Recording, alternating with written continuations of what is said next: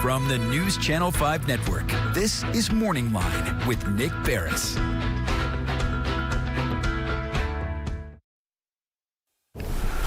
Good morning, everyone. Thanks for joining us on Morning Line. Nick Barris here on a Wednesday. And listen, you can join in the conversation. I really would like to hear what you think. Maybe if you've been paying attention, or you'll hear what we talk about and comment on it. This was a case that we looked very closely at. Resources were somewhat of an issue, but we were thinking of doing the Radonda Vaught case gavel to gavel, like we've done some other ones. We were not able to, but we've been covering it, starting with the trial yesterday. If you haven't been following it, she's the Vanderbilt nurse charged with a reckless homicide, a criminal charge for having made a mistake and given the wrong medicine to a patient who ended up dying, all right? No one is saying she did it intentionally, but they're saying she did so recklessly, and that is a case that's gone to trial, and it's a key case because really it raises the question, doctors and nurses make mistakes. Are they gonna have to be looking over their shoulder now? You know, not only if they make a mistake like that, could they face a malpractice suit, but could they be charged criminally? It's a fascinating case. We're going to talk about that this morning, along with we can get into other malpractice issues as usual. We're just lucky to have, in my opinion, one of the best malpractice attorneys in the state joining us today. And isn't it not true, Clint Kelly, that is, that in most cases, okay, when there's a mistake that happens with the medical profession, it leads to someone like you and a civil lawsuit for malpractice. And certainly, I would imagine a settlement was made in this case between the Vaught family and Vanderbilt, civilly. But there's a criminal layer here now. Yeah, this is a timely segment, isn't it? Yeah, it sure is. I'm glad you could come on today. Yeah, you hit the nail on the head at the very beginning, which is, I think, the goalpost for this trial. Is it a mistake, which begs more for a not guilty verdict? Right.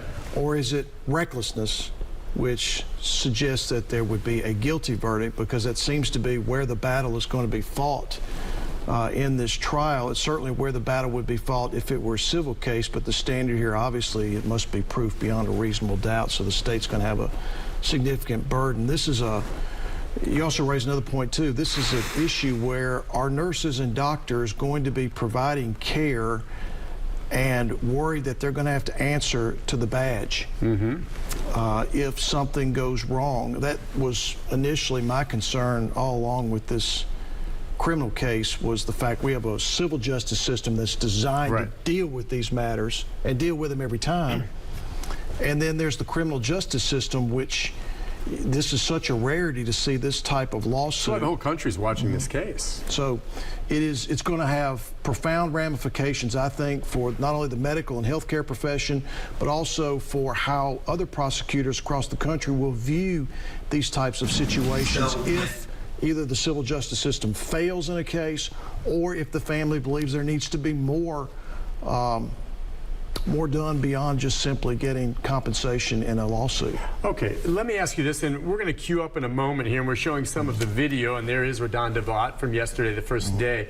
We may play a story from 10 o'clock last night that kind of recapped what happened. But let me ask you this, in your mind, Clint, where does that line become, you know, from malpractice to something criminal? Because I talked to Glenn Funk, and I said, you know, he's been on this show. He's the district attorney who decided to bring these criminal charges. And I said, Glenn, people make mistakes. And he goes, Nick, I'm paraphrasing here, I know people make mistakes. And he goes, you know what, if this had been one or two fail-safes that she went past and just didn't notice, and this poor woman died, maybe not. But he said, Nick, by my count, she bypassed 10 fail-safes and did not see it and pay attention. And I know she didn't intentionally mean to kill this woman, but it rose to the level.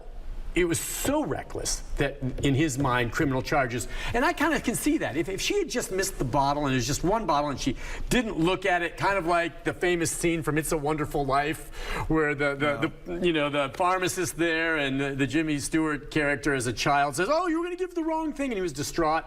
I can understand the mistake like that happening. But he goes, Nick, it's not that. This was 10, at least 10 missed things where she just blew it off. And in my mind, it was reckless. Where's that line? Yeah, in the cases that I try where I'm litigating against a hospital and there's a nurse or physician involved that's injured a patient, the way I look at it is, what were the choices made by the healthcare provider. Because really all it comes down to are choices that are made. And the way I would view this situation, it's the difference between a careless choice and a series of dangerous choices. To me, that's where the dividing line is between the two. Because everyone makes mistakes, professional mistakes, that, you know, you look back on and you say, God, I wish I'd done things differently. Oh, we all do.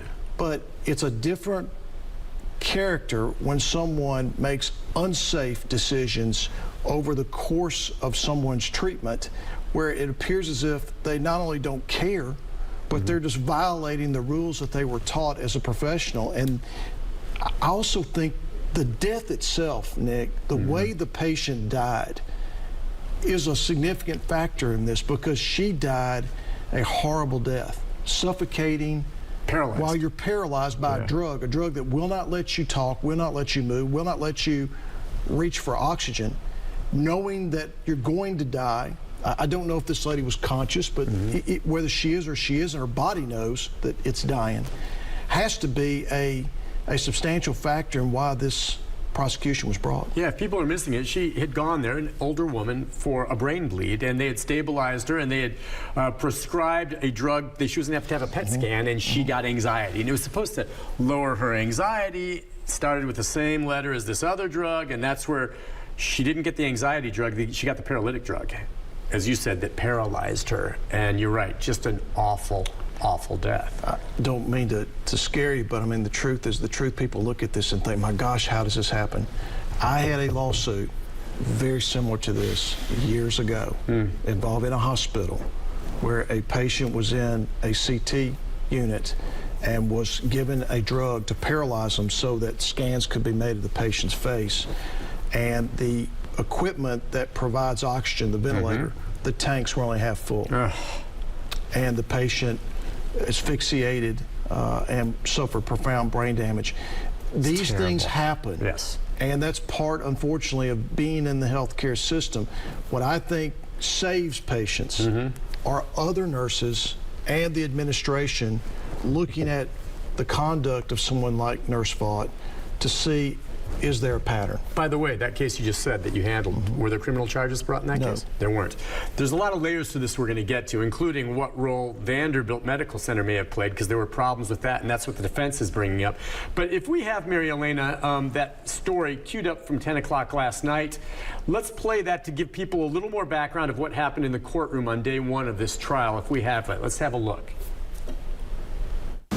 So when a nurse needs to get a medication from... A former Vanderbilt nurse charged with reckless homicide and impaired adult abuse finally has her day in court. Prosecutors argued Radonda Vaught should be held responsible for her actions, which resulted in the death of one of her patients. Radonda Vaught recklessly ignored everything that she learned in school and everything that this pen represents. Vaught's attorney countered by saying she was a well-respected nurse who made an honest mistake, and systemic failures at the hospital contributed to the error. What happened on December 26, 2017 was a tragic mistake. It was unintentional. But one thing that's not been discussed at all and was not mentioned at all in the state's opening statement is the problems that were going on at the Vanderbilt University Medical Center at that time in 2017. While a patient in the Vanderbilt ICU, 74-year-old Charlene Murphy was supposed to receive a sedative, but Vaught gave her a powerful paralyzer instead. Murphy's daughter-in-law described the scene. I saw my mother-in-law with all those people around her, working on her. Several former and current employees at Vanderbilt University Medical Center also took the stand. Vaught hung her head and cried multiple times and was especially emotional while listening to the audio recording of her interview with a TBI agent where she described what happened.